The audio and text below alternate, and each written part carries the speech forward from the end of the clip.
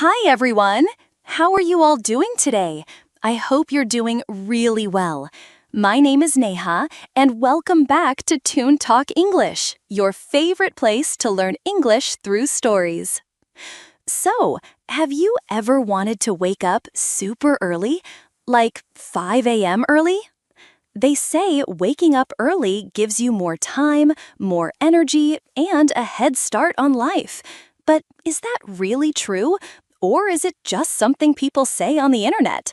Well, I decided to try it myself. One full day, no snoozing, no cheating. And let's just say it was not what I expected. So sit back, relax, and enjoy my story. And yes, you'll learn lots of useful English too, with idioms, phrases, and real-life vocabulary. Beep! Beep! My alarm screamed at 5 a.m., like it had a personal grudge against me. I opened one eye. It was still dark outside. I checked the time again. Surely this was a mistake. Nope, 5 a.m. sharp. I stared at the ceiling and thought, why am I doing this? I love sleep more than pizza. But I had made a promise to myself, and breaking a promise to yourself feels worse than skipping dessert. So I slowly sat up. My brain was still sleeping, though. I was awake, but not really alive. I walked like a ghost to the kitchen and made a cup of tea. No sounds, no people, just silence. Even the refrigerator was humming softly, like it didn't want to wake anyone else. I took a sip of my tea and whispered, "This better change my life." I thought early mornings were supposed to be magical, but all I felt was lonely, sleepy, and slightly angry at life. I decided to journal. That's what successful people do, right? I wrote, "Today I rise with the sun. I will own my morning." Then I dropped my pen. My hand was tired after just one line. I looked at my mirror and saw puffy eyes, messy hair, and a confused expression. I didn't feel like that girl.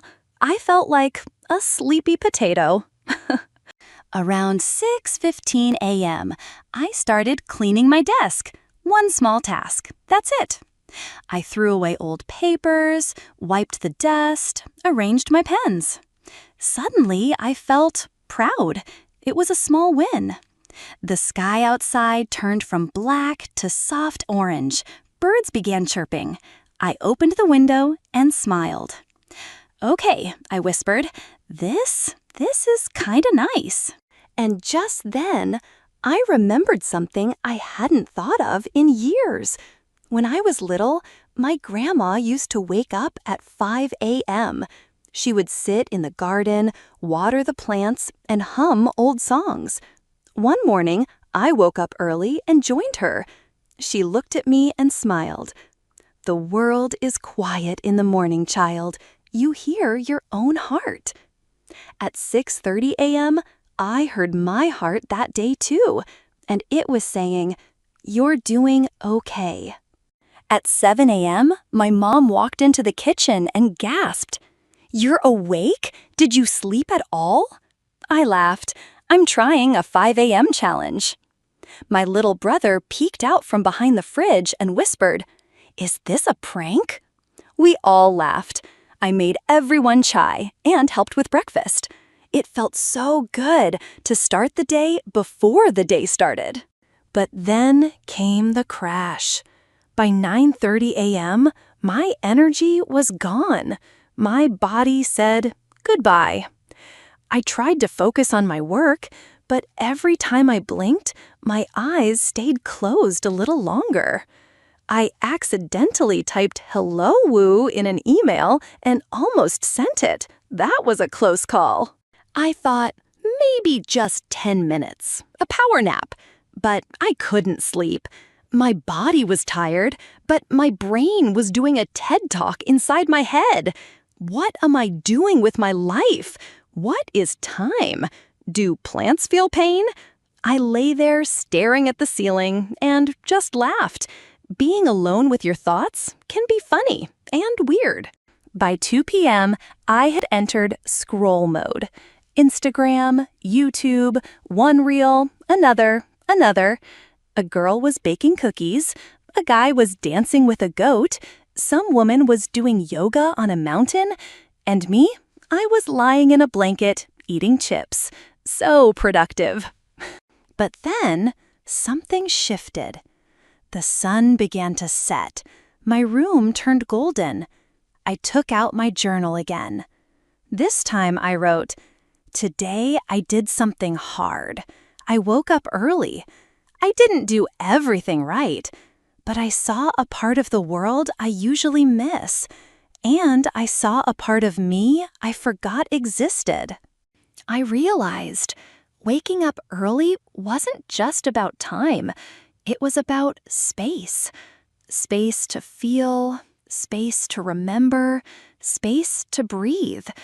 We spend so much time rushing, but maybe, just maybe, the quietest hours are the ones where we hear ourselves the loudest.